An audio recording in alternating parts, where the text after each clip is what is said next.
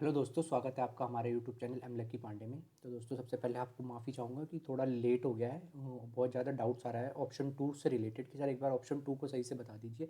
तो मैं option two को इस वीडियो के अंदर पूरा पूरा टोटली क्लियर करने वाला हूँ। ठीक है, तो इस वीडियो के अंदर हम सबसे ज़्यादा कवर करने वाले हैं ऑप्शन टू के सारे डाउट्स क्लियर कर दूंगा, जितने भी हैं ना आपके ऑप्शन टू से रिलेटेड कि सर कि हम ऑप्शन टू चूज़ कर लेते हैं तो क्या हमारी सीट चली जाएगी। ठीक है, या कौन इसको ऑप्शन टू को अफोर्ड कर सकता है और कौन नहीं कर सकता। जैसे दो कैटेगरी के स्टूडेंट्स हैं जो इसको नहीं कर सकते हैं बिल्कुल ही। ठीक है, तो इस तरीके से हम ऑप्शन टू को देखने वाले हैं। ठीक है, दूसरा अब हमारे पास जो आ जाता है वो आ जाता है मैं बता रहा हूँ, शाम को मैं एक वीडियो डालूंगा जिसमें मैं सारे कमेंट्स की रिप्लाई करने वाला हूँ, जितने कमेंट्स होंगे ना, क्योंकि वैसे कमेंट्स को रिप्लाई करने का पॉसिबल नहीं हो पा रहा है, थोड़ा शेड्यूल बहुत ज़्यादा बिजी हो गया है। तो मैं एक वीडियो बना के संडे आज, तो मैं उस वीडियो बना के सारे कमेंट्स जितने भी हैं बच्चों के, जितने भी स्टूडेंट्स के, जो भी कैंडिडेट्स के जो कमेंट्स आ रहे हैं, जो रिजल्ट के बाद आ रहे हैं, जो उनके डाउट्स है, उस पर एक वीडियो बना दूंगा सारे डाउट्स को लेके। और हो सकता है वीडियो डालने में थोड़ा डिले हो जाए, 7-8 बज जाए, पर डेफिनेटली आज जरूर डाल दूंगा संडे को, तो सारे कमेंट्स के मैं रिप्लाई कर दूंगा। ठीक है, अब हम मेन टॉपिक पे आ जाते हैं अपने, जो इस वीडियो का है। ज़्यादा देरी ना करते हुए, ऑप्शन टू को कौन कौन सेलेक्ट कर सकता है और कैसे सेलेक्ट कर सकते हैं, तो चलिए फटाफट से हम देख लेते हैं क्या है ऑप्शन टू का रिलेटेड जो हमारा डाउट है उसको क्लियर कर लेते हैं।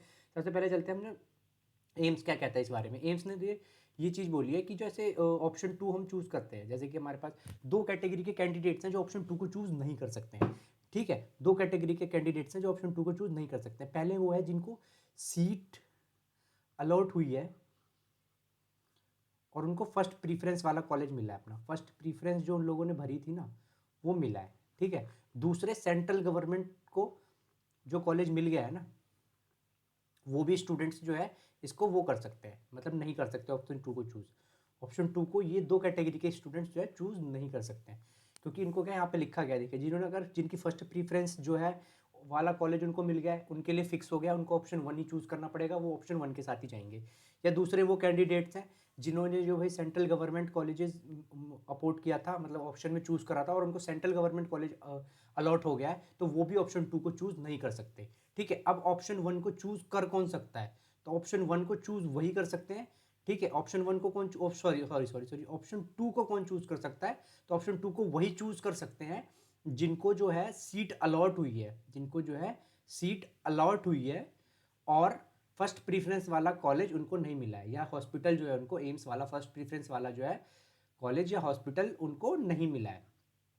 जैसे फर्स्ट प्रीफरेंस का कॉलेज, जैसे एक दो तीन हमने प्रीफरेंस भरी थी ना चॉइस फिलिंग, आपको थर्ड वाला मिला है, सेकंड वाला मिला है, फोर्थ वाला मिला है। ठीक है, तभी आप कर सकते हैं। और एक चीज़ और याद रखिएगा कि वो जो फर्स्ट या सेकंड या थर्ड वाला है ना, वो सेंट्रल गवर्नमेंट नहीं होना चाहिए, ये भी याद रखिए, क्योंकि सेंट्रल गवर्नमेंट के अंदर तो ऑलरेडी ये चीज़ डिक्लाइन हो गया कि सेंट्रल गवर्नमेंट के अंदर तो जो सीट अलॉट हो गई है वो फिक्स हो गई है कि भाई अब यही सीट अलॉट होने वाली है और कोई सीट अलॉट होगी नहीं। तो अब यही चीज़ आप कर सकते हैं। तो इस चीज़ का भी ध्यान रखिएगा कि आपकी जो प्रीफरेंसेज ऊपर भरी हुई है ना, या तो वो एम्स की प्रीफरेंसेज हैं, ठीक है, पहली बात ये, दूसरा प्रीफरेंसेज हैं और ऊपर, मतलब आपकी जो प्रीफरेंस मिली है, जो कॉलेज आपको अलॉट हुआ है वो सेकंड या थर्ड वाला कॉलेज है। पहली बात तो इसका ध्यान रखना है आपको पूरा पूरा, कि सेकंड वाला कॉलेज है या थर्ड वाला कॉलेज है, इसका ध्यान रखना है। अलॉटमेंट जो है आपकी नीचे की हुई है। ठीक है, आपके पास ऊपर अभी भी अपग्रेडेशन का चांस है, मतलब जो अपग्रेडेशन चाहते हैं ना उनके लिए है ये ऑप्शन टू। ठीक है, कि उनको अब चांसेस हैं कि अगर ऊपर सीट खाली रह जाती है तो उनको वो जो हॉस्पिटल या कॉलेज है एम्स वाला वो अलॉट हो जाए। ठीक है, तो उनके लिए। दूसरा, ऊपर सेंट्रल गवर्नमेंट नहीं होना चाहिए। अगर आपके ऊपर सेंट्रल गवर्नमेंट होगा, एक भी एम्स होगा ना आपके ऊपर, तो आप ऑप्शन टू के लिए वैलिड है। तो ऊपर सेंट्रल गवर्नमेंट नहीं होनी चाहिए, क्योंकि सेंट्रल गवर्नमेंट के अंदर तो ऑप्शन टू चूज करने के बाद होगा नहीं। ठीक है, बाई चांस चूज भी कर देते तो आपकी वही सीट सेकंड राउंड में भी आपको वही अलॉट हो जाएगी। अब हम समझ लेते हैं कि क्या सर हमारी सीट चली जाएगी अगर हम ऑप्शन टू चूज कर लेते हैं, उसको डिटेल में समझ लेते हैं, उसको आराम से समझाऊंगा डिटेल में। ये थोड़ा फास्ट एंड फॉरवर्ड हो गया, मैंने फटाफट से समझा दिया कि कौन कौन भर सकते हैं। ये इसके अंदर दिया भी हुआ है, देख सकते हैं, यहाँ पे लिखा है, आप इसको पढ़ भी सकते हैं। पीडीएफ के अंदर से बोला गया है कि सेंट्रल गवर्नमेंट जिसको अलॉट हो गया वो नहीं होगा, और जो ऑप्शन वन, जिनको ऑप्शन टू में जिनको फर्स्ट प्रीफरेंस मिल गया वो भी ऑप्शन टू को चूज नहीं कर सकते हैं। ठीक है, अब हमारे पास ऑप्शन आ जाता है कि सर अगर हमने चूज कर लिया तो क्या हमारी सीट चली जाएगी, उसको मैं डिटेल में अब समझाता हूँ आपको। तो चलिए, मान लीजिए कि अब आप बता रहा हूँ कि मान लीजिए हमारी प्रीफरेंस थी फर्स्ट, सेकंड, थर्ड। ये न्यू दिल्ली हमारी प्रीफरेंस थी, भोपाल थी और जोधपुर थी। हमें मिला कौन सा वाला कॉलेज, जोधपुर का मिला। ठीक है, इन सब में जो सीट्स थी वो थी 10 10 10। ठीक है, आपकी रैंकिंग थी 21, आपको सीट मिली 21 वाली, मतलब सीट पोजीशनिंग थी, ऊपर से आई होगी तो आपको 21 रैंक पड़ा होगा, तो आपको 21 वाली सीट मिली। 21 रैंक, 21 वाली सीट, सॉरी, ठीक है, 21 वाली सीट कहाँ फॉल करेगी, इस जोधपुर के अंदर, तो आपको जोधपुर का कॉलेज मिल गया। अब आपको लग रहा है कि यार एक सीट से रह गया, शायद अपग्रेड हो जाता, या मैं 4-5 सीट से रह गया, क्या पता मेरे को भोपाल मिल जाता, मैंने जो प्रीफरेंस भरा था वो भोपाल मिल जाता। आपने क्या करा, ऑप्शन 2 चूज़ कर लिया। ऑप्शन 2 का मतलब क्या है कि सर मैं अपग्रेडेशन चाहता हूँ, अगर मिल सकता है मेरे को तो ठीक है। आपने 25 पे कर दी, आपने वेट करा।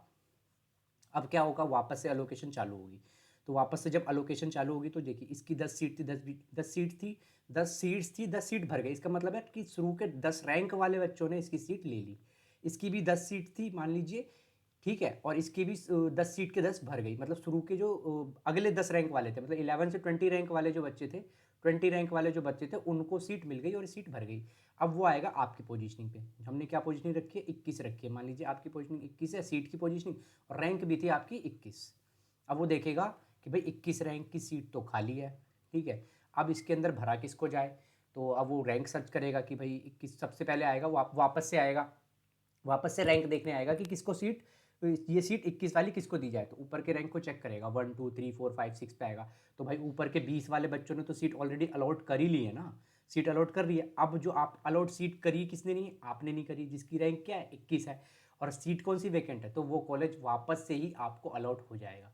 क्योंकि 20 वाले बच्चों को तो ऑलरेडी सीट अलॉट हो गई है, ठीक है, और उनकी सीट्स अलॉट हो गई है, सीट भर भी गई है। अब वो वापस से जब काउंसलिंग करेगा तो सबसे हाई रैंकिंग वाले को ही तो देखेगा जिसको सीट नहीं मिली। तो वो हाई रैंकिंग वाला कौन होगा, आपकी ही सीट होगी, क्योंकि आपकी सीट के ऊपर ही वो हो रही है।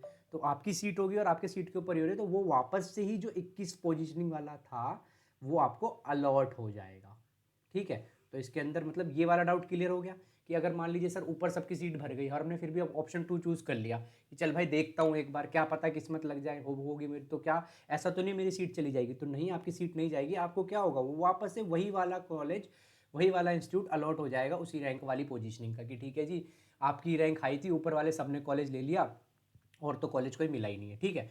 अब दूसरा आ जाता है कि जैसे सर कोई सीट खाली रह गई ऊपर में, ठीक है, ये तो एक कंडीशन थी, ठीक है, ये एक कंडीशन थी मान लेते हैं। अब दूसरे कंडीशन को यहाँ समझ लेते हैं। तो दूसरी कंडीशन हमारे पास क्या आ गई कि सर जैसे कि वापस से न्यू दिल्ली और भोपाल और जोधपुर यही हमारे प्रीफरेंस थे, ठीक है। अब हमारे पास यहाँ पे 10 सीट थी, यहाँ पे भी 10 थी, यहाँ पे भी 10 थी। हमारी सीट की पोजीशनिंग 21 थी, ठीक है, 21 सीट थी, हमने भाई ऑप्शन 2 चूज़ कर लिया। सीट की 21 पोजीशनिंग वाली सीट खाली हो गई, विकेट। लेकिन क्या हुआ कि भोपाल के अंदर भी एक सीट खाली रह गई, भोपाल के अंदर एक सीट खाली रह गई, ठीक है। तो भोपाल के अंदर एक सीट खाली रह गई। अब वापस से जो है अलोकेशन स्टार्ट हुआ सेकेंड राउंड का। अब वो वापस से अलोकेशन स्टार्ट होगा तो वो देखेगा कि न्यू दिल्ली के अंदर 10 सीट्स थी, वो भी भर गई, शुरू के रैंक 10 वालों ने ले ली। फिर जो है भोपाल में आएगा, भोपाल में देखेगा कि अच्छा इसके अंदर 10 सीट थी लेकिन 9 क्या कहते हैं सीट तो भर गई है, एक एक सीट खाली रह गई है। इसके अंदर क्या देखेगा कि एक सीट, 10 सीट थी, 10 सीट भर गई।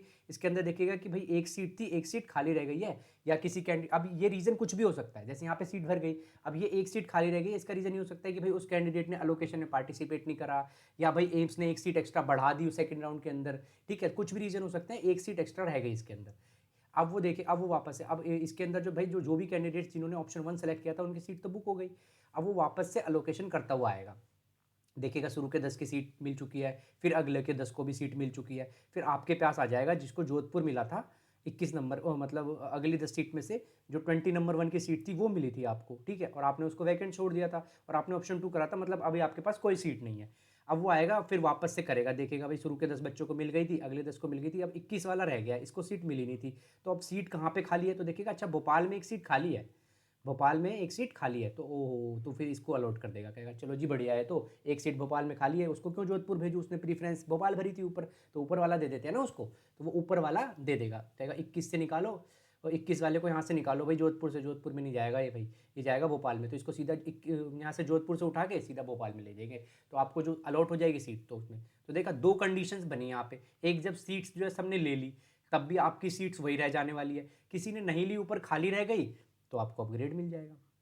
अब मान लीजिए यहाँ पे कोई बच्चा ही होता जिसने भी ऑप्शन 2 चूज़ कर लिया होता, वापस से आ रही होती, ठीक है, तो अब आप कह रहे हो कि सर अगर यहाँ ये भी सीट तो खाली है, अब मेरे को क्यों मिल जाएगी, आपके ऊपर वाला रैंकिंग कौन है, आपके ऊपर की रैंकिंग वाला बच्चा कौन है, 9 रैंकिंग वाला बच्चा आपके ऊपर है, ठीक है, उसकी सीट खाली है। तो क्या होगा कि देखेगा एम्स ऊपर से करता हुआ आएगा कि भाई किसको सीट मिल गई, किसको सीट मिल गई, तो देखेगा अच्छा 10 वाले से, 21 वाले से ऊपर एक 9 रैंक वाला है जिसने अपने ऑप्शन 2 चूज़ करा था, उसकी सीट खाली रहेगी और उसका ही रैंक आ रहा है, तो वो उसी को वापस से वही सीट अलॉट हो जाएगी। समझ गए, यही कंडीशन होगा।